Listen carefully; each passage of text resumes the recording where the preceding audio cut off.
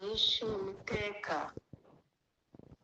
musenge ubudasiba, mu bibaho byose muhore mushima, kuko ari byo Imana ibashakaho muri Kristo Yesu.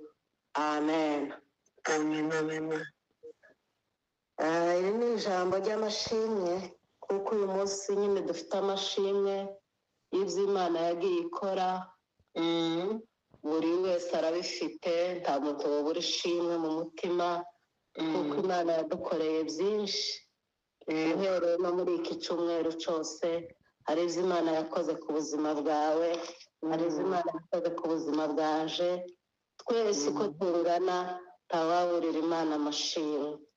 Amen. Imana ihabwe icyubahiro. Amen, amen. Ijambo ry'Imana riratubwiye ngo mwishime iteka. Nubwo hari ibigoye byinshi bitugose, nubwo hari ibintu byinshi bitagenda, ariko kubera kuko twamenye Imana tugomba kwishima iteka. Imana ishimwe. Amen. Igihe cyose iyo wishimye, nubwo waba ubabaye abandi babona kuko hari ibikugoye byinshi cyangwa ufite ibibazo, ariko iyo wamenye Imana ukishimira mu Mana, bya bibazo biza bigira imbaraga nkeya. Rero ijambo ry'Imana riratubwiye ngo mwishime iteka, ngo musenge ubudasiba. Kubera kuko gusenga ari ubuzima, gusenga Imana ni ubuzima. Kuko tuba mu buzima bwa buri munsi dushakisha ibitunga umubiri, niko tugomba kusenga ubudasiba. Kuko iyo usenga ubudasiba, igihe cyose uba mu mbaraga cyangwa uba mu mahoro yo mu mutima, kuko wasenze Imana. Imana ishimwe. Amen. Ijambo ry'Imana riratubwiye ngo musenge ubudasiba. Kuko dutura buri munsi, ingoma iba yavuze mu gitondo mu rukerera, buri wese agakangurwa n'ingoma ivuye ku mutima y'ibyo yararanye. Igihe cyose iyo wararanye utekereza kuko ubyuka muri nibatura ukaza gusenga, uza wumva gusa Imana igukangura. Kuko kera bagiraga nibature iri iwacu twari dutuye, bakagenda bagakubita ingoma, abantu bose bakumva ingoma kuko ingoma yavuze, abazuka bakazuka bakaja muri nibature. Ariko twebwe abantu barenga 100 nta ngoma tuza twumva, nta muntu uvutse uwundi. Uzuzutswa n'inyota wararanye yo kuza gusenga Imana. Imana ishimwe. Amen. Kandi ndabizi ngo buri wese hari imisozi yaridutse kubera kubyuka gusenga. Imana ishimwe. Amen, amen. Jewe ubwanje hari imisozi myinshi yaridutse kubera iyi nibature. Niyo mpamvu tutazigera tureka gusenga Imana ubudasiba. Buri gihe cyose iyo ubyutse hari ikintu Imana irema mu buzima bwawe. Yego. Imana ishimwe. Amen. Niyo mpamvu ijambo ry'Imana ritubwira ngo musenge ubudasiba. Kuko gusenga kubamo umumaro mwinshi, gusenga kubamo ikintu gikomeye. Hari ibintu byinshi Imana izidukorera kubera ko twabyutse gusenga. Igihe dusenze abandi baba bajyanye, kugira ngo ubyuke gusenga mu rukerera 9:00, ni ikintu kiba kiri mu mutima wawe. Yego. Ntabwo wabishakisha kugira ngo ubigire nk'ubutwari ngo bikunde. Waba uri intwari yo gukora indi mirimo yose, ariko gusenga, kubyuka gusenga mu rukerera bikakunanira. Yego.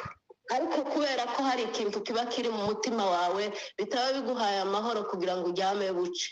Uzuzuka ukumva ari nk'ingoma igukomangiye, kandi wabyuka wafungura telefone ugasanga abantu bose bataramiye mu wawe. Imana ishimwe. Amen.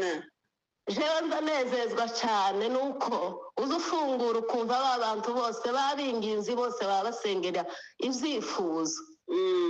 jewe nza mbumva nkavuga ngo bataramiye muno mu waje nyimba ari n'icyifuzo mfite kavuga ngo mana urumva kuko abantu bawe abasenzi bahaba gusenga ukemura iki kibazo nubwo bahaba bivuga muri rusange ariko naje kizakingeraho kubera kuko nafunguye telefone ngatarama imana yo mu ijuru ishimwe kuko yaduhaye iri huriro ryacu rya buri munsi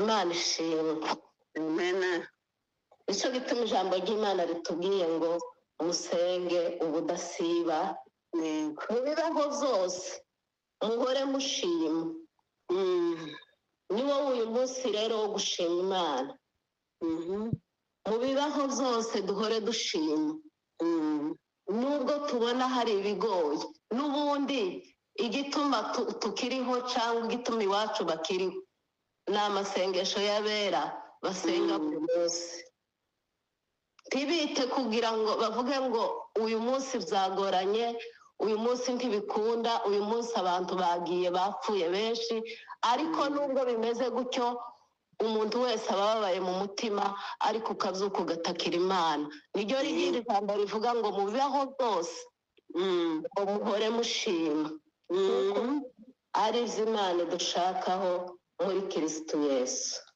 amen imana ishimwe amena imana iduhe guhora dushima iminsi yose yego nubwo hari ibitugose nubwo hari ibitubabaje byinshi tuza dushima imana kuko iyo dushima imana hari ibibazo biri imbere yacu na satani nawe azamwara azagira ikimwara akavuga ngo ese uyu nguyu uko nakoze ibi ngibi ariko akaba habasha gushima rero dushima imana mu biriho byose izo wahuye nabyo byaba byiza byaba ubona atari byiza ariko iyo ushimye imana imana yo niyo gushimwa ibihe byose kuko n'ubundi nubwo ibibazo bihari iwacu kuba tubasha guhumeka tukavuga ni ubuntu bwayo ntacu tutima imana kuba twabyutse konyine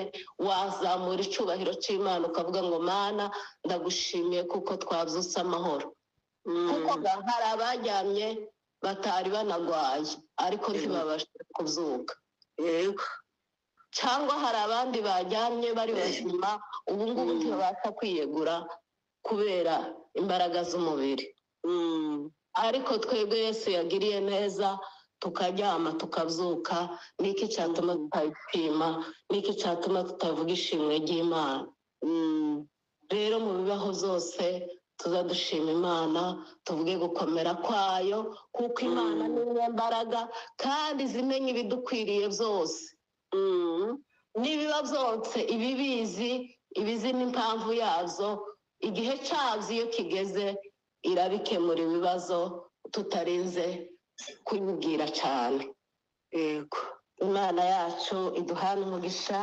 iduheze gusenga ubudasiba kandi duhe kwishima iteka kuko ibyishimo by'iki gihe birahenda ibyishimo birahenda iyo ubonye wishimye ukumva umutima wawe urishimye biba bihenze yego rero tuza twishima iteka mu bibaho dusenga ubudasiba mu bibaho byose duhore dushima kuko ari byo imana idushakaho yego imana yacu ihabwa icyubahiro tugeze mu mwanya mwiza wo kumva rero abashima imana